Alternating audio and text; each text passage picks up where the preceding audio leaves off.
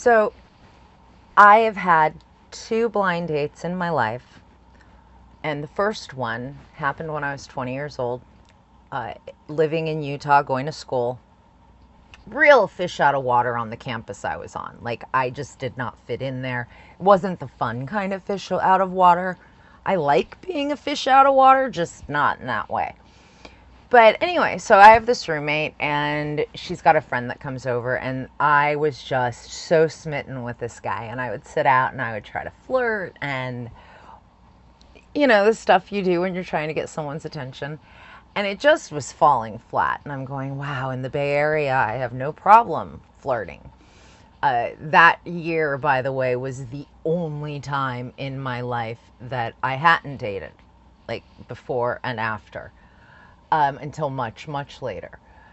But so this guy, turns out he has a girlfriend. And he says, but I have a roommate. And I'm going, well, a lot of people are friends with their roommates, especially at college, and maybe he's a lot like him. And the roommate was really into cars, which I was really into cars. Like, people were amazed at the time at the information I knew about old 4x4s. Like, I'm in love with the Scout, but like the original Scouts, and Scout 2 can go away. That's fine. Someone else can have it.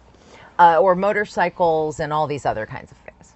At the time, I drove a CJ5, the last year of the military edition. So I was just sort of a dork in my own right. But I thought, okay, he's really into cars. In fact, he's getting his degree in auto mechanics. This is kind of cool. I like the idea of fixing up cars. It's interesting to me. So maybe we'll have some fun. It was going to be a double date. So we don't all four go together. The guy comes to pick me up. And he showed up, and I'd lived with 5 other girls, and so the woman I shared a room with is still a good friend of mine. Hi, Joss. And Joss was just sat there watching this guy walk in and looked at me to see my face. And he's really gruff, and he's got this old weird coat on, and he's completely unshaven, but like in the gruffy kind of way. And yeah, he just wasn't my cup of tea at all, let's put it that way. So we go outside, and he opens up the driver's side door, and I'm going, wait, what? What? And he says to me, you have to come around this way and crawl over. And I'm going, what? And so I go and I crawl over the driver's side, and I get into the passenger seat, and it's just completely unfinished. Like, okay, that's fine. I mean, he's a guy that likes fixing up cars. And we drive to the movie theater where we're meeting his roommate. We go in, and we were seeing The Three Musketeers. And we sit down, and I can see all of these people I know from the dorms I lived in, the particular housing. It was the language houses. And I lived in the French language house. I only spoke French in my apartment. And of course, it was a French dude that wrote The Three Musketeers. So it comes across on the top, and I'm really just embarrassed to all get out to be seen with this guy in public. And I don't want anyone to think that, like, I'm dating him or whatever. But so the lights go down and the movie starts, and across the titles it says, written by Alexander Dumas. And this guy loudly goes, it was written by a dumbass?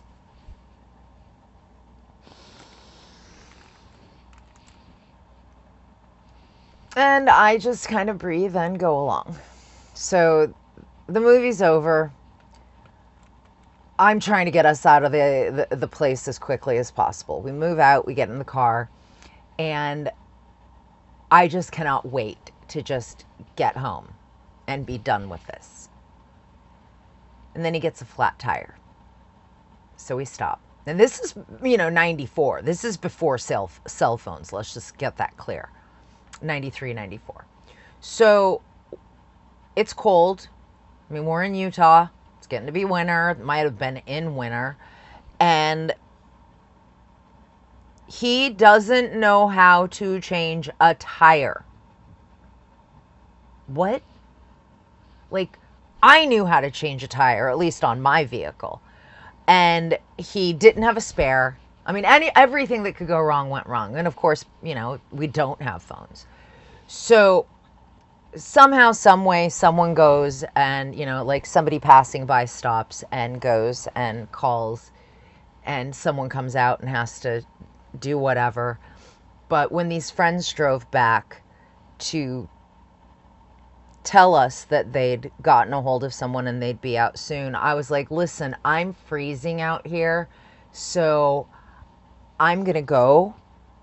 Like, I'm going to get in their car and they're, going to drive home, and I live where they live. So, it was nice meeting you. Thank you for the movie. And, and he says to me, well, I'm going to call you again so we can go out. Like, I don't know if I really have time, school's been really tough. And he says, well, the least you can do is give me a kiss. Like, yeah, no, thanks. Bye. Worst date I've ever been on. I don't remember the dude's name at all. But the next person, the only other person ever sent me on a blind date was my mother. And she was actually successful, because she's my mom. So my cautionary tale is to not accept blind date proposals from somebody you don't know, or worse, somebody who doesn't know you, because you might wind up with a dumbass.